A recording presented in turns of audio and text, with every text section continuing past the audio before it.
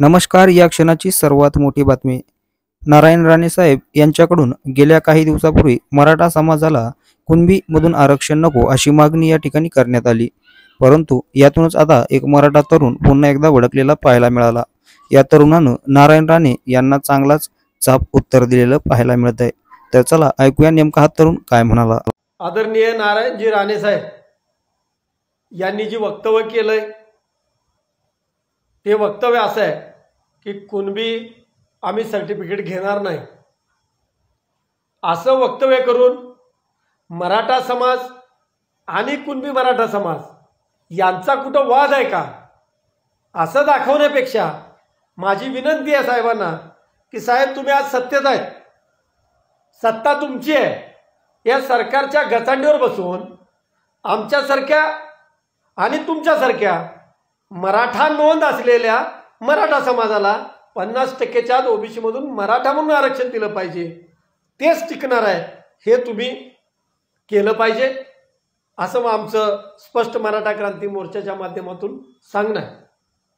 तत्पूर्वी मराठा समाज कुणबी मराठा प्रमाणपत्र जर स्वीकारला तर ते कायद्याच्या कसोट्यावर टिकणार नाही हे 100% मी खात्रीने सांगतो.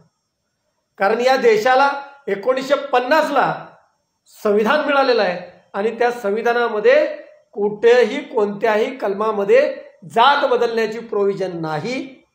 त्यामुळं ज्यांची नोंद जशी आली आहे त्याचप्रमाणे आरक्षण मिळालं पाहिजे.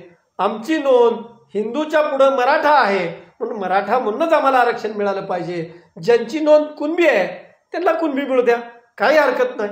नितेश राणे म्हणाले की जरांगीने जरा अभ्यास करायला पाहिजे, फडणवीसांपाशी बसायला पाहिजे, नारायण राणे यांच्यापाशी बसायला पाहिजे. नाही, मुळात तर नितेश राणे साहेब असतील किंवा आमचे सहकारी जरांगे पाटील असतील हे पूर्वीपासून मराठा समाजाच्या हितासाठी आंदोलन करतात. आम्ही मिळून सगळे रस्त्यावर उतरायचो. परंतु आज नितेश राणे साहेब सत्तेत आहे. ज्या वेळेस त्यांनी आंदोलन केले त्या त्यावेळेस ते पक्ष बदलले आणि सत्तेत गेले. परंतु आज सत्ता त्यांच्याकडे असताना कुठंतरी ह्या आरक्षणावर चर्चा करत बसण्यापेक्षा थेट तुम्ही आरक्षणच द्या ना आणि तुम्ही सत्य सांगा ना की मराठा समाजाला आरक्षण कसं मिळेल. मग जरांगे पाटील असतील किंवा नितेश राणे साहेब असतील यांनी मराठा समाजाला आता सत्य सांगितलं पाहिजे की आरक्षण कसं मिळतं.